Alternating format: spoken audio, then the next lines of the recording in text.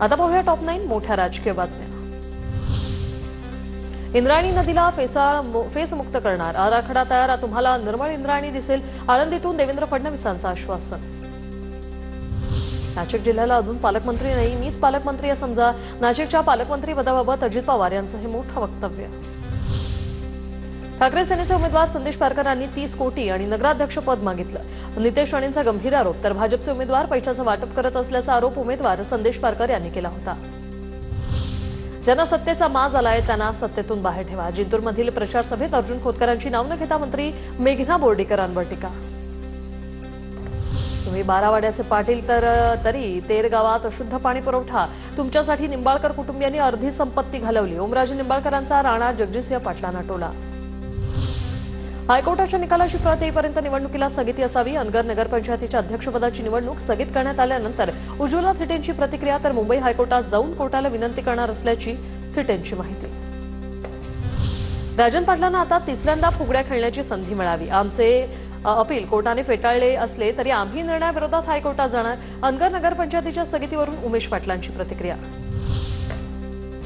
मुंबईत मालवणी इथं घुसखोर राहत असल्याचा मंगलप्रभात लोढांकडून उल्लेख। मंगलप्रभात लोढांचं मालवणी परिसरातील लोकांबाबत विधान आता वादात।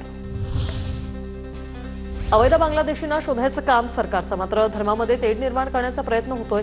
काँग्रेसचे नेते पृथ्वीराज चव्हाणांची मंगलप्रभात लोढांच्या वक्तव्यावर टीका। आता पाहूया कशी सुरू आहे मनपा निवडणूक रणधुमाळी, त्या संदर्भातल्या टॉप 9 बातम्या। पुणे पालिका निवडणुकीसाठी दोन्ही राष्ट्रवादीने एकत्र यावं, दोन्ही पक्षातील एका गटाचं म्हणणं। पवारांच्या वाढदिवसाचं औचित्य साधत घोषणा होणार का, सूत्रांची माहिती। यासाठी वरिष्ठ नेते पुढाकार घेणार असल्याची माहिती। पुणे महापालिका निवडणुकीसाठी भाजपची तयारी, पुढच्या आठवड्यात शहर भाजपची कोर कमिटी बैठक। तुर्तास ब्रेक लागलेल्या पक्षप्रवेशांचा मार्ग होणार मोकळा, बैठकीनंतर कुणाचे पक्षप्रवेश करायचे याचा निर्णय होईल। राज ठाकरे सोबत आल्यानंतर भाजपचा पराभव होणार, संजय राऊत यांच्याकडून विश्वास व्यक्त। बिहारनंतर आत्मविश्वास वाढला असेल तर काँग्रेसला वेगळं लढू द्या, राऊतांकडून स्पष्ट। भाजप हाच मुंबईचा खरा शत्रू असल्याचा राऊतांचा हल्लाबोल। महापालिका निवडणुकीत महायुतीला फटका बसू नये म्हणून हालचाली सुरू। भाजप शिवसेनेतील कटुता संपवण्यासाठी दिल्लीतील नेतृत्व मध्यस्थी करणार असल्याची माहिती। चंद्रपूरमध्ये काँग्रेसच्या उमेदवाराचा गौतमी पाटीलकडून प्रचार, तर गौतमी पाटीलला ट्रोल करणाऱ्यांना धडा शिकवणार। भाऊ म्हणून गौतमीच्या पाठीशी उभा राहणार। काँग्रेस नेते विजय वडेट्टीवार यांचं चंद्रपूरमधील प्रचार सभेत वक्तव्य। पनवेल महानगरपालिकेच्या मतदार यादीचा घोळ, मनसेकडून मतदार याद्यांवर आक्षेप। मतदार याद्यांमध्ये एकाच व्यक्तीला 268 मुलं, मनसेचा पनवेल तहसीलदार कार्यालय वादात।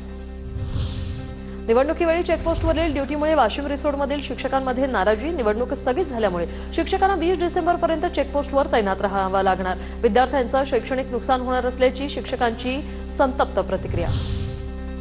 मुंबई विमानतळ कार्गोमधील कर्मचाऱ्यांचा भाजप प्रणित राष्ट्रीय एकजूट वाहतूक संघटनेत जाहीर पक्षप्रवेश। मुंबई भाजप अध्यक्ष अमित साटम यांच्या उपस्थितीत पक्षप्रवेश सोहळा पार पडला।